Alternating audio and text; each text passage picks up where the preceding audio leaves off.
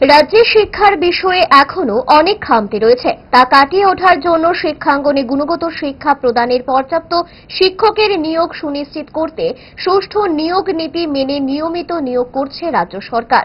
বুধবার রাজধানীর নজরুল কলাক্ষেত্রে বুনিয়াদী শিক্ষা দপ্তর আয়োজিত 228 জন শিক্ষককে নিয়োগপত্র দেওয়ার অনুষ্ঠানে এই কথা বললেন রাজ্যের ভারপ্রাপ্ত শিক্ষামন্ত্রী তথা মুখ্যমন্ত্রী ডক্টর মানিক সাহা।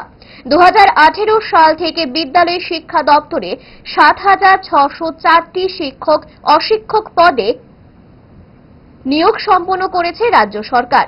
এই ধারাবাহিকতায় এদিন মুখ্যমন্ত্রীর হাত ধরে 66 জন স্নাতক এবং 162 জন স্নাতক শিক্ষক পদে সৌভাগ্যবান চাকরির প্রার্থীদের হাতে নিয়োগপত্র তুলে দেওয়া হয়।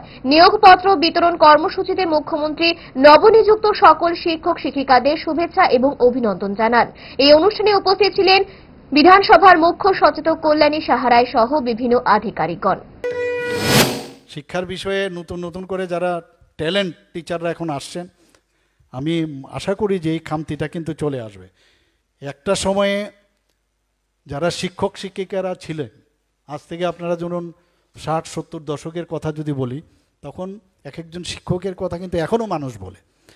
মাঝখানে তার কিন্তু একটা, if I am not wrong, একটা ডিপ্রেশন কিন্তু এসছে।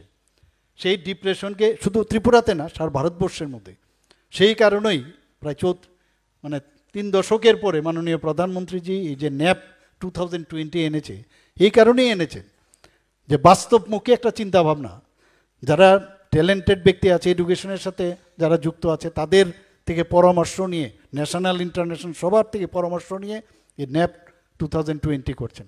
আমাদের এখানে অলরেডি কলেজেও আমরা শুরু করেছি, এখন স্কুল থেকেও বিভিন্ন পাঠ্যপুস্তক আমরা অলরেডি তৈরি করছি সেটাকে, এবং তাতে করে কোয়ালিটিভ এডুকেশন আর আপনাদের মতো কোয়ালিটিভ পিপুল এখন চলে এসছে। কাজেই আমার মনে হয় আমরা যেটা ভাবছি, এক ত্রিপুরা শ্রেষ্ঠ ত্রিপুরা, এক ভারত শ্রেষ্ঠ ভারত, এবং এডুকেশন ছাড়া কোনো অবস্থায় কিচ্ছু হবে না।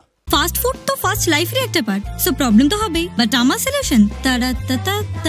5 দশক ধরে গ্যাস, অম্বল ও পেটের সমস্যার একমাত্র সমাধান গ্যাস নল।